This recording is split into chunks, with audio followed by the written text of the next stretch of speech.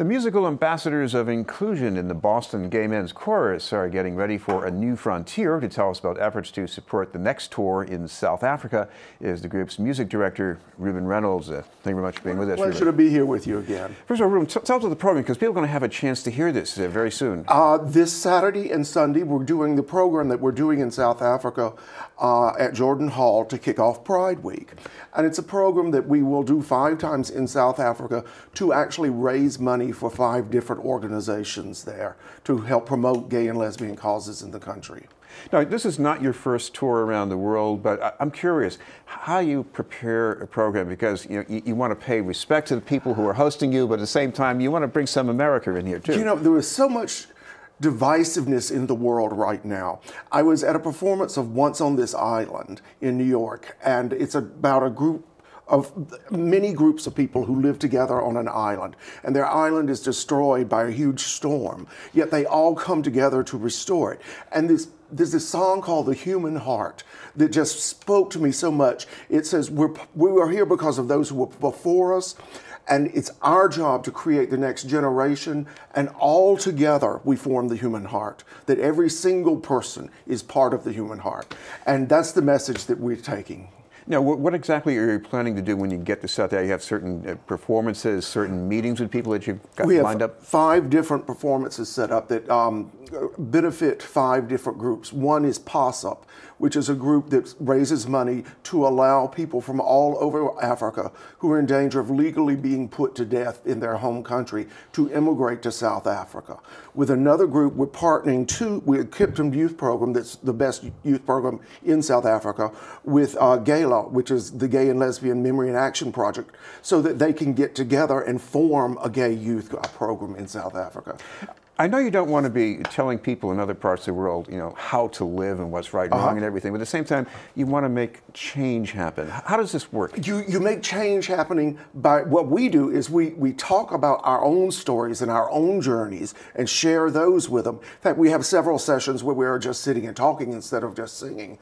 But we make it possible for them to follow their dreams, to take the programs that they have started already and to grow them. This is BNN News, and we're talking with Reuben Reynolds from the Boston Gay Men's Chorus. Reuben, of course, this is the history of what you've been doing for many years in Boston, and part of that is the kind of people you bring to the concert, because this is not everybody exactly like the people in the chorus. You've got other kind of people in the mix as well here. We have all kinds of people in the mix. I mean, just last week we did a run-out concert out north, and this little 80-year-old woman comes out with her walker like this, and she looks at me and she says, "I've never seen someone spread so much love, and that's what the world needs right now. You've just made me flower." And to hear that from a little 80-year-old woman who had no connection to anyone at the concert whatsoever, she just thought it would be a neat thing to come. What about some of the past concerts around the world? Anything stand out in your memory, something you particularly enjoyed? We sang in Berlin at the Gay Pride Festival in front of 800,000 people. It was incredible. Wait, make sure I heard 800,000. The Ziegersäule, they take the whole street, they set up jumbo cams all up and down it, and then they have a stage, and everybody, it turns into a huge street party.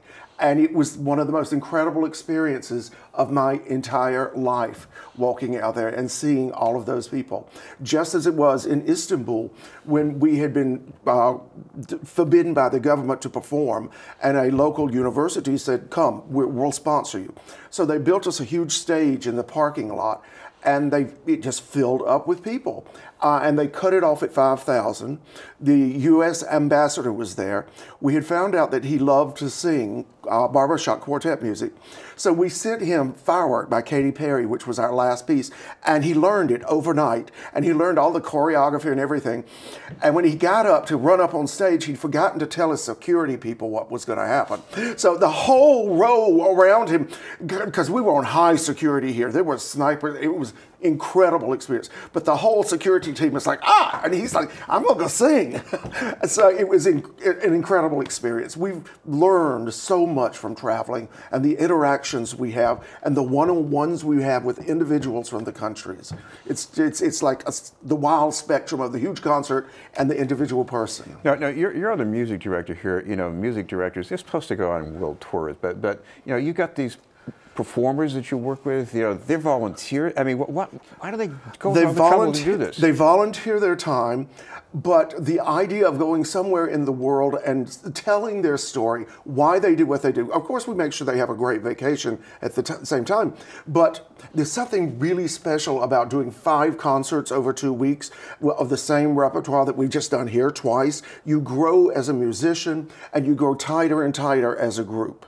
And at the end of those performances, it's like just transcendental to walk out there knowing you get to do it again. Now, Chris, the other thing going on here, and I think this applies to a lot of the events around Pride Week, is that, you know, people are looking for a way to, you know, define themselves and not just have to follow a stereotype. How does the chorus help with that? I think the chorus is very strong in that area.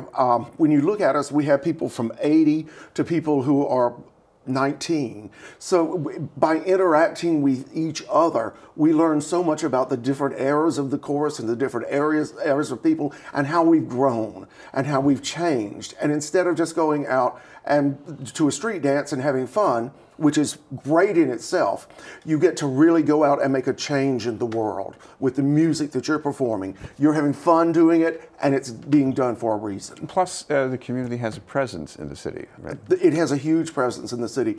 3 days before we leave, we are singing a familiar part, the national anthem. We're singing 2 days later. Marty Walsh has invited us to perform for the U.S. Council of Mayors at the library. So it's an incredible 3 weeks coming up. Well, we should come back to what's happening in the immediate future here, because for Pride Week, starting on June 2nd, you have performances. So if people want some more details? They'd go to bgmc.org. You can get tickets there and find out all about it. All right. Thank you very much for being with us. Thank you. Reuben Reynolds from the Boston Gay Men's Chorus.